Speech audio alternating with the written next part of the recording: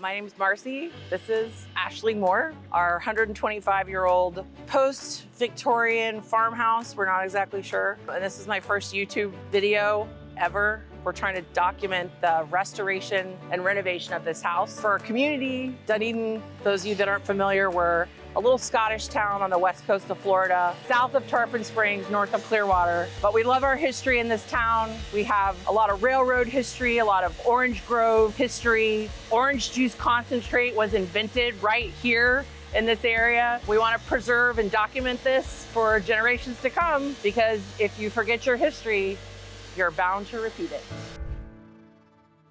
Back from summer travels, had a great summer, went some places a lot cooler than Dunedin because it gets really hot here in the summer. And while I was gone out of town, they lifted the house. I think it's maybe 10 or 12 feet in the air. It's not predicted to stay that high. We were thinking we would only lift it 4.5 feet. But there's been a whole bunch of commentary on social media saying, leave it that high. People down in Fort Myers are saying, oh my gosh, put it at 15 feet. You know, people in town are saying, you know, I hope it doesn't stay that high. So at this point, we really don't know what's gonna happen with it. We're just praying that we don't get a hurricane into the Gulf that comes this direction while it's up like this, because yeah, I don't think anybody will insure this, especially now. All right, so let's go take a look. Got the lovely city of Dunedin out here working on our water system, which we have some of the best water in the county here in Dunedin, and some of the best city guys too. And they've been out here for a couple months working on it because there's been a lot of construction, my neighbors, us, and they put this lovely Bob's Barricade, little plug for Bob's Barricade, right here to keep anybody from parking on it. But hopefully the tree survives all that water, because that's a lot of water. So before we go into the house, I do want to point out that I have color coordinated a lovely sundress, some pink construction boots, which I actually owned previous to this project, and a pink construction hat, which I also owned previous to this project, because I rebuilt a dive bar about 6 years ago on Anna Maria Island. These were some of the things I wore while that project was happening during COVID. They came in handy, pulled them out of my closet. They match my pink house. I cannot, this is crazy. Oh my God. Okay, this corner right here, our dog, Biggie, who was rehomed to us after Helene. Thank you, John, for rehoming the love of your life, Biggie. Biggie used to alert on this corner constantly. He was always like digging at the, you know, heart of pine floors and this big brass air vent plate. After the storms, we had squirrels. Like, I don't know if it was, we thought it was one squirrel. It could have been more. We nicknamed him Stashy after pistachio because that was the nut he preferred. We think maybe that's how he was getting in. We weren't sure. But he ended up living in our Christmas tree for a while, spending some time upstairs.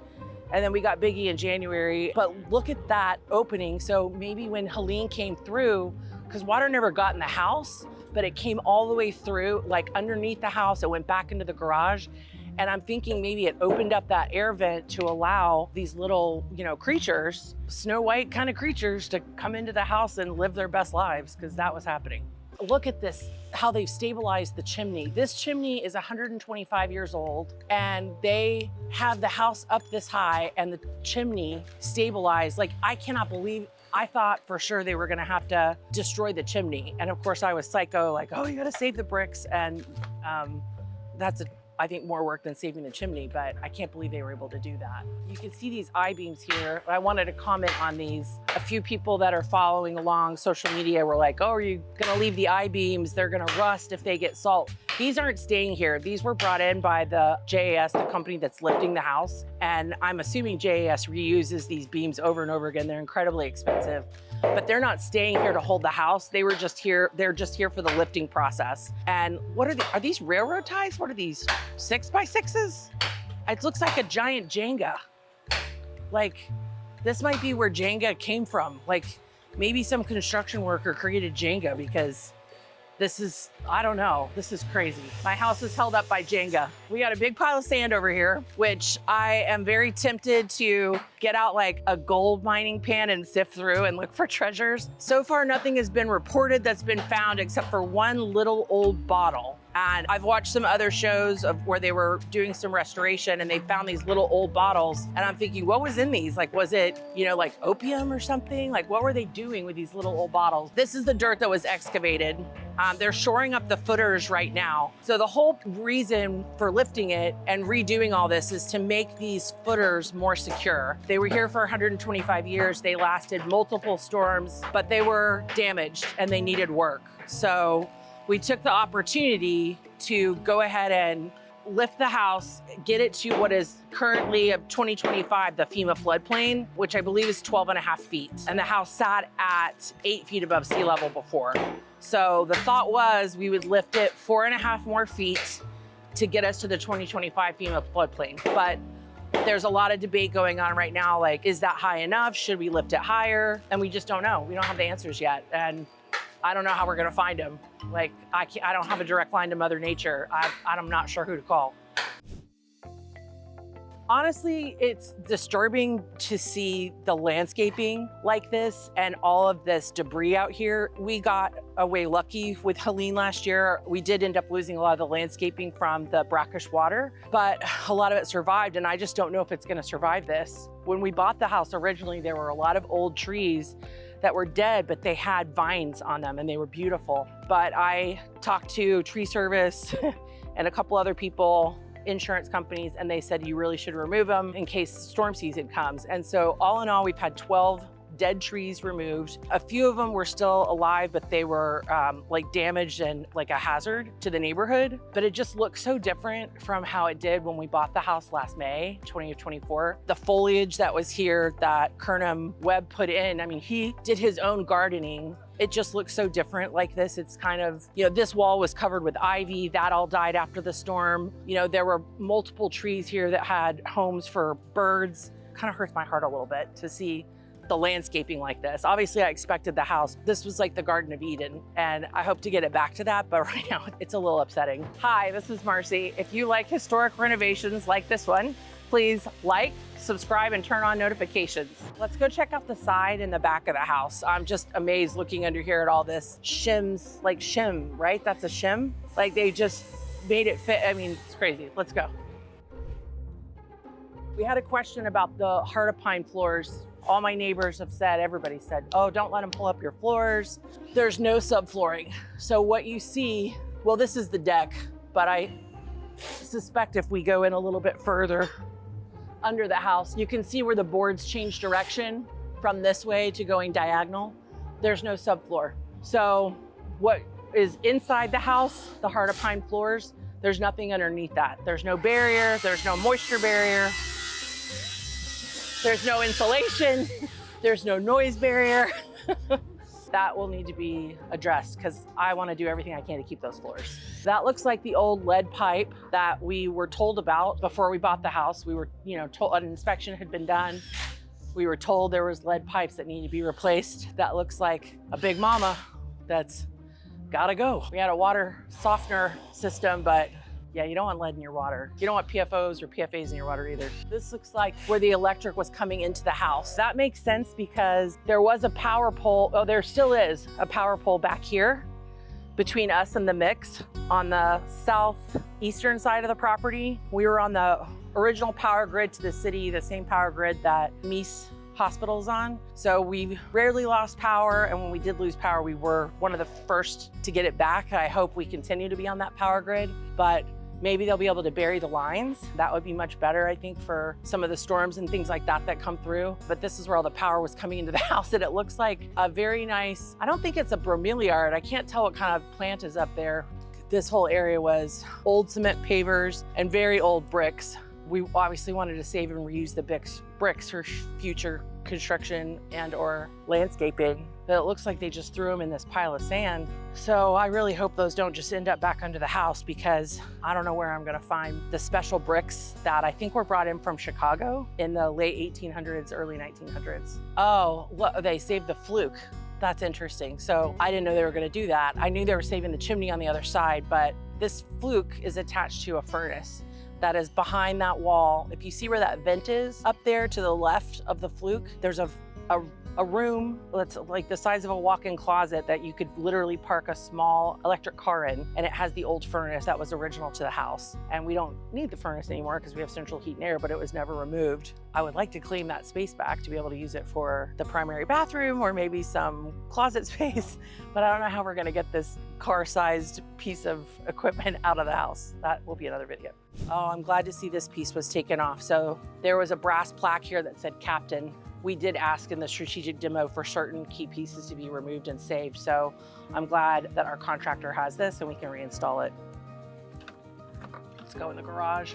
So this old garage was flooded. It had about 2.5 feet of water in it, but this lovely paper did not get wet, thank goodness. So the previous owner owned men's clothier in downtown Clearwater, and the name of it was Webb's Gentleman's Apparel. His name is Webb, and he's the one that sold us the house. So I would love to get this paper made into some kind of durable wallpaper so that I can, do like a ceiling in the powder bath or in the scullery area. I don't know, just keep him around and keep his energy around, because he was a very good caretaker of this home for many, many years. And I've learned a lot from him, and I've heard he's also been out here telling some of the crew where things are and kind of what to do and how to do it. He's free labor. Up here, you can see some old boards and trim work that the previous owners saved. And then over here, we've got every single panel that's up here is cut to perfectly fit the windows that are currently in the house that we're hoping to restore and reinstall. But those are our hurricane shutters. And last year, all the basketball dads from Palm Harbor University came over and put them up, and we all left town for Milton. And then this is one of my favorite things about this garage, because my dad has one of these. I call it the old man pencil sharpener, because like hardly anybody even uses pencils anymore.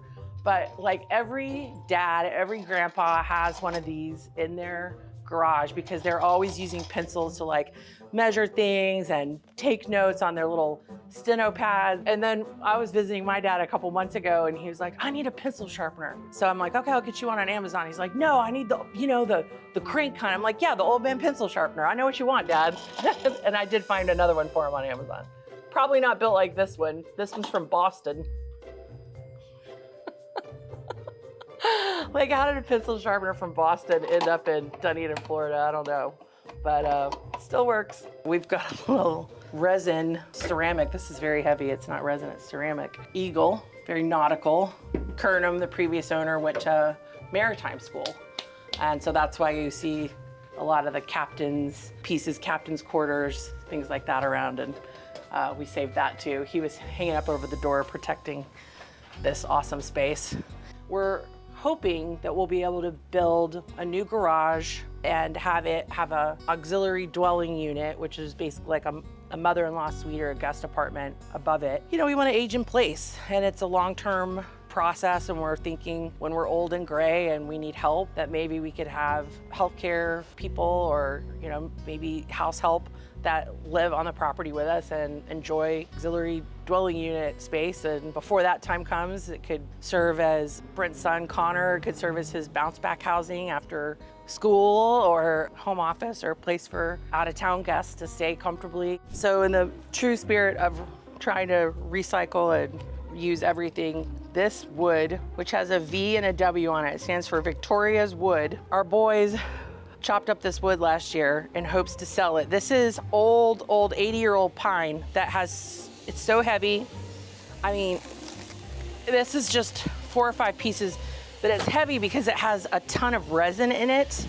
Which I don't know if anybody knows this, but the resin is what they refine turpentine out of, which is flammable. So these logs are like fire starters. They sell them in Ace Hardware by like $10 for a tiny little pack. And so we were trying to educate the boys on how to go out and sell the wood, and they're complaining that other people are selling wood for $5 a bundle. And I'm like, well, you gotta understand the features and benefits.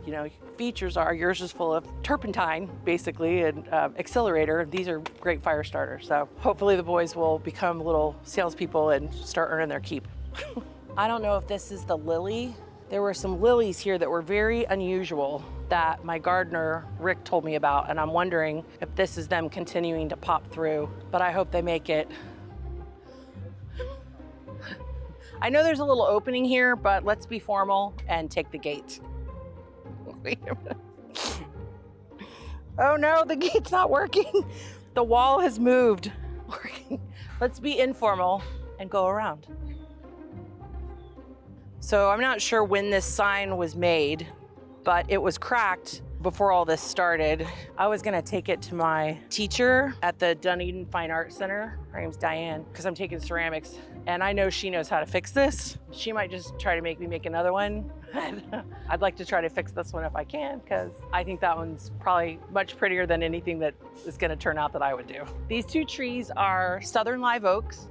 And last year we measured them and we looked it up on the AI and asked AI, how do you know how old a tree is? And based on the circumference of the trees, last year those two trees were 287 years old. So wait a minute, maybe they were 187 years old. We'd have to remeasure them, or I can ask my friend Tim because he never forgets a number. But they're either 288 years old or they're 188 years old. But I'll have to get back to you on that. The air plants were left by Kernum, which we love them. And apparently they're an invasive species, but I love them and I think they're gorgeous and I don't want them to go anywhere. And a lot of my neighbors have them, and we've pulled pieces off of the oak trees and given them to people to kind of start their own cuttings. And you know, the tree service is out here every year inspecting, you know, prior to storm season. So if they thought they were that invasive, they would have told us to remove them or removed them themselves. So they can't be that invasive. Thank you for being here. If you enjoy historic home content, please like, subscribe, and turn on notifications so you can be notified about future content. And thanks for joining us here at Aisling Mór.